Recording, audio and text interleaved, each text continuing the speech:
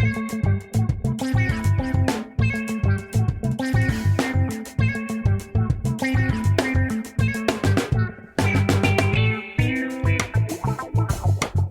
evening, ladies and gentlemen. Welcome to this first episode, a bonus episode of Tailoring Talk with me, Roberto Revilla.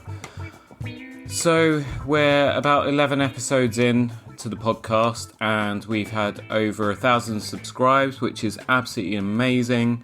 I did take a 6-7 week break over the Easter period, running into May, just because I was exhausted. I'd never done a podcast before. I'd never done any form of audio editing, certainly not since my college days when I was a music, drama, video, audio production student. I did all sorts of things. And we just released a new newsletter today called Something for the Weekend, which goes out to all our newsletter subscribers.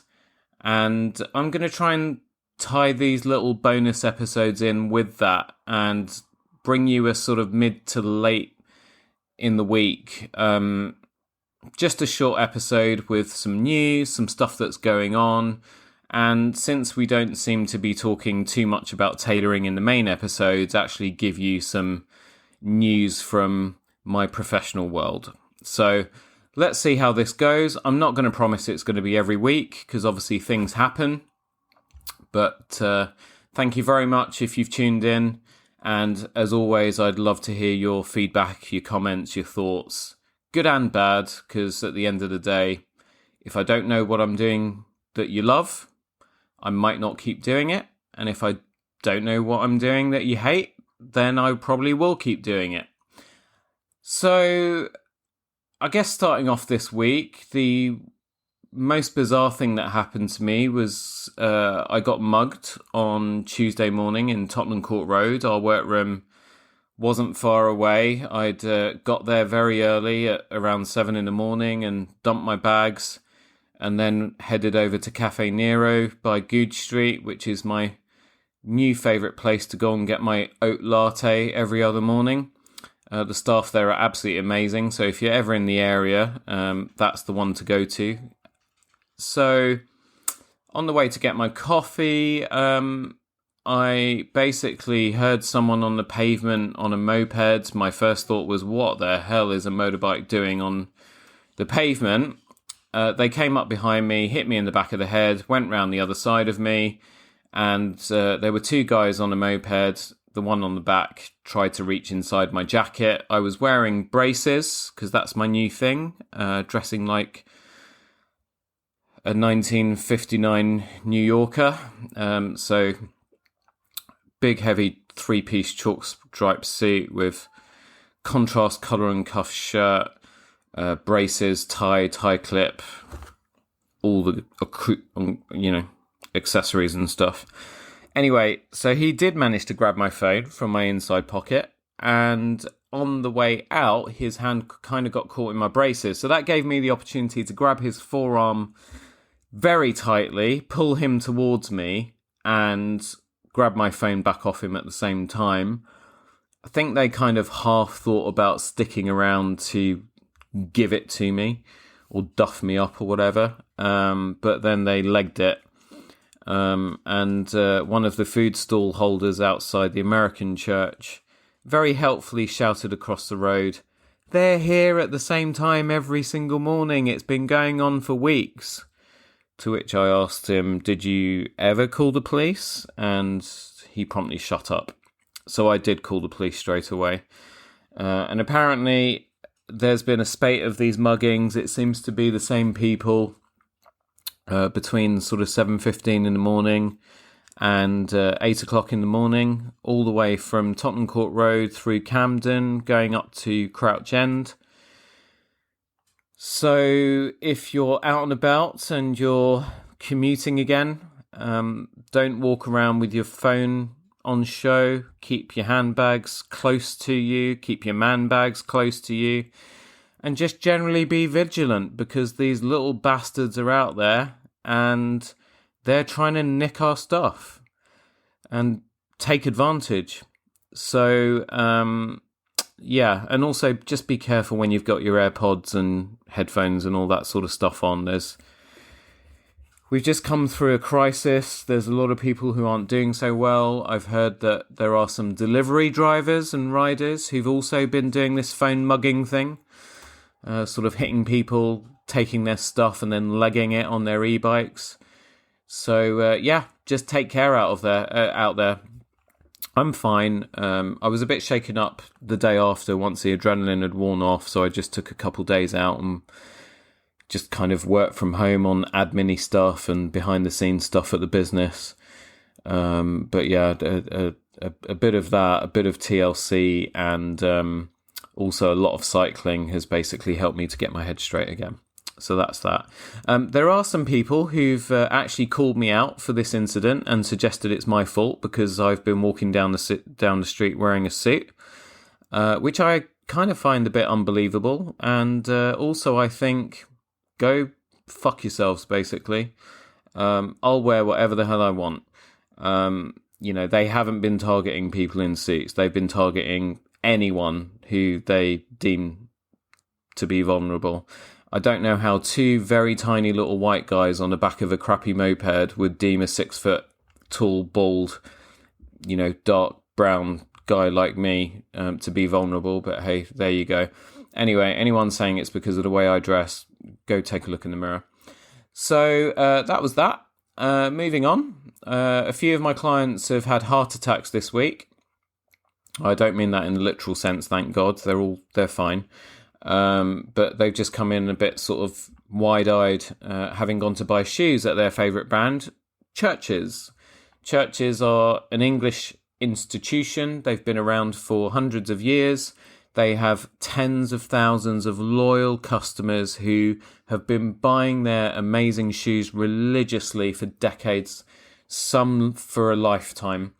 And what my clients have been telling me is that where they would normally expect to spend somewhere around £250 to £500 for a pair of Churches shoes, the prices have suddenly shot up to between £700 to £900. Now, Churches are owned by Prada. I believe Prada took Churches over, I think it was in the late 90s. But the shoes are still made in Northampton.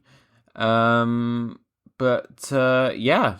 just jacked their prices up. Apparently, this is some strategic decision by some bright spark at head office to jack the prices up overnight, not bother telling any of their regular customers, and they seem to just be going after super rich Middle Eastern people and Far Eastern businessmen, I guess.